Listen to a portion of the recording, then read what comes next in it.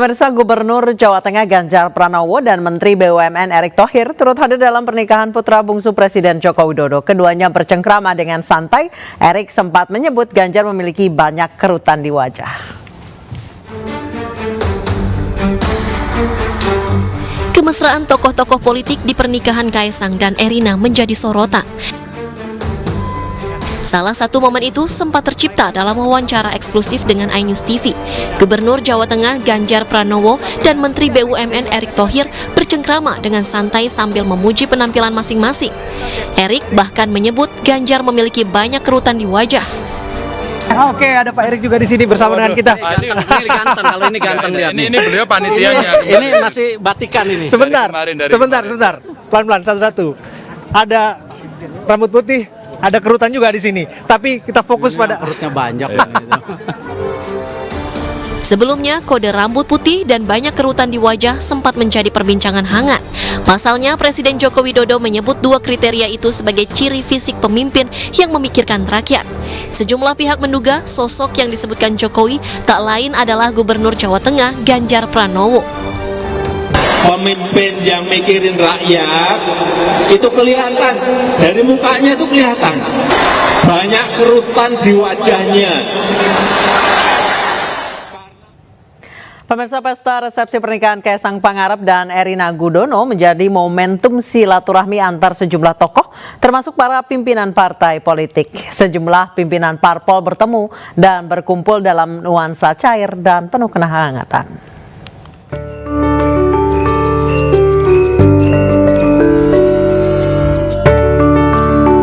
Sejumlah tokoh dan pesohor menghadiri acara ngunduh mantu dan tasyakuran pernikahan putra Presiden Joko Widodo, Kaesang Pangarep dengan Erina Gudono di Solo, Jawa Tengah. Momentum istimewa ini sekaligus menjadi ajang silaturahmi, di mana para tokoh bisa berkumpul dalam nuansa penuh kehangatan. Di antaranya Presiden ke-6 Republik Indonesia Susilo Bambang Yudhoyono yang hadir di Pura Mangkunegaran sekitar pukul 7:30 Minggu malam. Ia hadir didampingi putranya Ketua Umum Partai Demokrat Agus Harimurti Yudhoyono. SBY bahkan disebut membawa kado berupa lukisan untuk Kaesang dan Erina. Selain SBY, Presiden ke-5 Republik Indonesia sekaligus Ketua Umum PDI Perjuangan Megawati Soekarno Putri juga hadir. Dalam acara ini, Megawati duduk satu meja dengan Menteri Pertahanan yang juga Ketua Umum Partai Gerindra Prabowo Subianto. Keduanya berbincang hangat dengan para tamu undangan lainnya. Selain itu, Ketua Umum Partai Perindo, Hari Tanusudibyo bersama istri, Liliana Tanusudibyo turut menghadiri tasyakuran pernikahan Kaesang dan Erina. Keduanya memberi selamat dan berjabat tangan hangat kepada pengantin dan orang tua pengantin. Sejumlah Menteri Kabinet Indonesia Maju juga turut menjadi bagian panitia pernikahan maupun hadir sebagai tamu undangan. Di antaranya Menko Perekonomian sekaligus Ketua Umum Partai Golkar, Airlangga Hartarto, dan Menteri Pariwisata dan Ekonomi Kreatif Sandiaga Uno. Ribuan tamu undangan dari berbagai kalangan hadir dan berkumpul di Pura Mangkunegaran. Para tamu dibagi ke dalam beberapa sesi. Mereka berbaur dan menyatu dengan kebahagiaan yang terpancar dari sepasang pengantin. Tim Liputan iNews melaporkan. Dalam sejumlah survei terkait elektabilitas sejumlah tokoh partai atau sejumlah tokoh politik sebagai calon presiden pada Pilpres 2024 nanti, nama Sandiaga Uno kerap masuk dalam 10 besar. Lalu bagaimana tanggapan Sandiaga Uno dan apa saja yang akan dilakukan untuk mempersiapkan diri jelang Pilpres 2024? Berikut wawancaranya bersama rekan kami Reinhard Sirait. Masuknya Mas Sandi dengan top of mind tadi itu di Capres atau Cawapres di 2024 memaknainya dengan ya tetap bekerja memberikan apa yang maksimal yang bisa dilakukan ya Mas Sandi? Iya, maksimal dan nanti akan dinilai sendiri oleh masyarakat dan para elit partai politik yang tentunya juga akan mendengar apa kata rakyat, dan ini yang akan dibawa nanti ke 2024. Tapi apapun keputusannya, dipilih atau tidak dipilih oleh partai politik, kita juga harus siap. Dan ini adalah bagian daripada pengorbanan, karena di titik ini siapapun harus mengikhlaskan bahwa proses ini adalah proses yang tentunya hasilnya itu ditentukan sama yang di atas. Jadi saya ikhlas, baik itu nanti akan berujung kepada kembali berjuang di 2024, dan saya meyakini bahwa jika kita niatnya untuk berkontribusi bagi Indonesia tercinta, akan dibukakan jalannya ke sana. Sekali lagi, siap Mas Andi berjuang di 2024? Ya, seandainya diberikan kepercayaan dan menjadi keputusan dari para petinggi partai politik, ya tentunya kita harus menjawab dengan siap. Dan kita harus tunjukkan itu dengan kerja keras kita 1 tahun ke depan. Komisi Pemilihan Umum memastikan bakal mengundi nomor urut seluruh partai politik peserta pemilu 2024 pada 14 Desember. Sementara draft Perpu Pemilu masih berproses di pemerintah.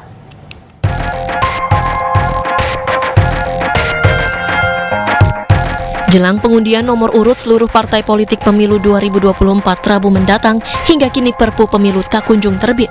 Sebelumnya, Menteri Dalam Negeri Tito Karnavian menyebut KPU boleh melanjutkan tahapan pemilu meski Perpu Pemilu belum keluar. Sehingga ketentuan-ketentuan yang berlaku soal tahapan pemilu masih merujuk pada aturan Undang-Undang Nomor 7 Tahun 2017 tentang Pemilu. Total ada 18 partai politik yang dinyatakan lolos tahap verifikasi administrasi. Sementara 9 partai politik lain kini tengah diverifikasi faktual syarat keanggotaan, kepengurusan, dan alamatnya. 9 partai non-parlemen itu yakni PSI, Perindo, PKN, Gelora, PBB, Hanura, Umat, Buruh, dan Garuda. Nantinya, hasil verifikasi faktual kepengurusan dan keanggotaan partai politik akan diumumkan pada 14 Desember 2022, berbarengan dengan penetapan partai politik peserta pemilu serentak 2024. Dan pemirsa, untuk membahas terkait persiapan pemilu 2024, salah satunya pengambilan nomor urut parpol yang akan digelar hari Rabu, kami sudah terhubung dengan narasumber kami, pengamat politik Adi Praitno, dan kami masih terus menghubungi Ketua KPU Bapak Hashim Asyari untuk ikut bergabung dalam dialog ini, namun kami mendapatkan informasi Bapak Hashim Asyari masih rapat. Saya ke Mas Adi Praitno terlebih dahulu. Mas Adi, tanggapan Anda, ini parpol udah mau dikocok tapi perpunya masih belum keluar. Nantinya gimana? Ya, itu yang saya kira memang selalu menjadi pertanyaan publik. Kenapa misalnya perangkat-perangkat yang substantif yang terkait dengan peraturan KPU itu belum keluar, tapi pada saat yang bersamaan KPU terus melakukan tahapan-tahapan pemilu. Kan kita sudah tahu menjalani verifikasi administrasi, sampai sekarang juga sedang menjalani verifikasi faktual. Tanggal 14 nanti akan diumumkan kira-kira siapa saja partai politik yang dianggap lolos secara faktual untuk ditetapkan sebagai partai pemilu. Cuman kan ini menjadi pertanyaan, kok perangkat peraturannya itu yang belum lengkap, tapi pada saat yang bersamaan pemerintah melalui Kemendagri justru terus meminta supaya tahapan pemilu itu dilakukan. Nah itu dia, Mas Adi, di satu sisi perpunya nggak jadi-jadi, tapi di satu sisi juga didesak akan jalan terus. Betul, teman-teman Komisi 2 per hari ini mengatakan bahwa mungkin saat ini perpunya itu sudah di tangan Presiden. Di media tinggal dilihat dan kapan ditandatangani. Tapi yang jelas sebenarnya publik secara umum sedang menunggu kepastian perangkat-perangkat aturan itu. Yang kedua, kita khawatir kalau peraturan semacam ini akan semakin menebalkan kelompok-kelompok pihak-pihak yang mencoba untuk terus menggulirkan pemilu itu ditunda atau jabatan Presiden 3 periode, Mbak Anissa. Karena beberapa hari yang lalu misalnya pimpinan-pimpinan elit di negara ini, pimpinan MPR, sebelumnya juga Ketua DPD, selalu menghembuskan tentang pentingnya bagaimana meninjau ulang pelaksanaan pemilu di 2024 yang kita tangkap sebagai upaya untuk penundaan pemilu. Saya khawatir proses-proses ini semua justru akan menghambat bagaimana kesiapan KPU untuk terus melakukan tahapan-tahapan yang saat ini sedang berjalan. Ingat, tahun depan itu di depan mata. Tanggal kurang lebih 10 sampai 15 Februari nanti akan segera diumumkan misalnya soal daerah pemilihan dan sejumlah kursi yang akan diperebutkan oleh partai politik. Ini adalah waktu yang terus bergulir, tapi perangkat-perangkat peraturan seperti Perpu itu belum tuntas. Jadi Mas Adi, Anda melihatnya memang ada upaya untuk meninjau ulang pemilu 2024 dengan lambatnya proses Perpu ini? Ya, kalau publik minimal kita melihat pembicaraan di medsos ya, ataupun komentar-komentar netizen di media sosial, itu kan selalu dikait-kaitkan. Pertama misalnya ada sejumlah relawan yang terus mendengungkan tentang pentingnya presiden 3 periode. Beberapa waktu yang lalu misalnya ketua DPD juga ngomong tentang presiden 3 periode. Bahkan sehari 2 hari lalu juga kita mendengar dengan alasan tingkat kepuasan yang cukup tinggi terhadap presiden, maka pemilu 2024 perlu ditinjau ulang. Plus misalnya alasan tentang tensi persaingan yang cukup naik. Saya khawatir ini adalah rangkaian-rangkaian untuk terus cek ombak, untuk menyampaikan kepada publik bahwa di 2024 dari segi penyelenggaraan pemilu ini belum siap, makanya pemilu layak untuk ditinjau ulang. Baik, Jadi Mas Adi, yang Anda ketahui lambatnya proses pengesahan Perpu pemilu itu terganjal di mana sih Mas Adi? Ya mestinya sih nggak ada persoalan, Perpu itu kan peraturan di pemerintah, ya mestinya di pemerintah, mestinya sudah ada diskusi. Apalagi kita tahu 82% parlemen saat ini sudah pro terhadap pemerintah. Mestinya tidak ada persoalan, tinggal tanda tangan, tinggal tekan, tinggal ketuk palu dan diundang-undangkan untuk dilaksanakan sebagai acuan oleh KPU dalam melaksanakan tugas-tugas konstitusionalnya untuk melakukan tahapan-tahapan pemilu itu, Mbak Anissa. Tapi sampai ini kan orang nunggu terus. Ini yang kemudian menebangkan keyakinan publik, kok seakan-akan pemilu di 2024 itu terasa jelimet. Belum lagi misalnya soal anggaran yang sampai saat ini juga belum dikucurkan secara definitif. Baik, untuk pengundian nomor urut tanpa adanya aturan terkait pemilu untuk 2024, nantinya kalau misalnya sudah disahkan kemudian ada yang diubah, itu bagaimana Mas Adi? Nah ini yang sebenarnya menurut saya, tapi kalau soal pengundian nomor urut tidak ada persoalan, karena sudah mengacu pada peraturan-peraturan sebelumnya.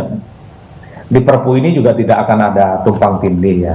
Cuman Perpu yang untuk 2024 ini belum keluar, pasti alasan KPU itu adalah mengacu pada peraturan-peraturan yang sudah dipakai. Tapi kan 2019 tidak sebesar ini ya Mas ya, tidak ada pilkada tidak digabungin dengan pilkada serentak juga, kemudian pilpres dan pileg juga.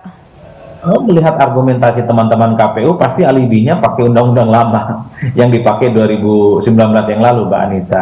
Ini kemudian membuat sumir persiapan pemilu kita di 2024. Tunggu apa lagi? Jadwal pemilu sudah ditetapkan tanggal 14 Februari, partai-partai sudah verifikasi administrasi dan faktual. Sebentar lagi akan ada pengumuman peserta partai pemilu gitu ya. Sebentar lagi juga akan ada undian nomor urut partai politik kontestan pemilu. Bagaimana Perpunya kok belum dikeluarkan secara maksimal? Itu kan kemudian menjadi sebenarnya perdebatan ini di pemerintah sendiri apa sih Mas Adi, atau memang berita-berita sumir soal 3 periode atau menunda pemilu? Ya, karena semakin lama soal Perpu ini tidak disahkan, orang akan mengait-ngaitkan tentang cek ombak tadi.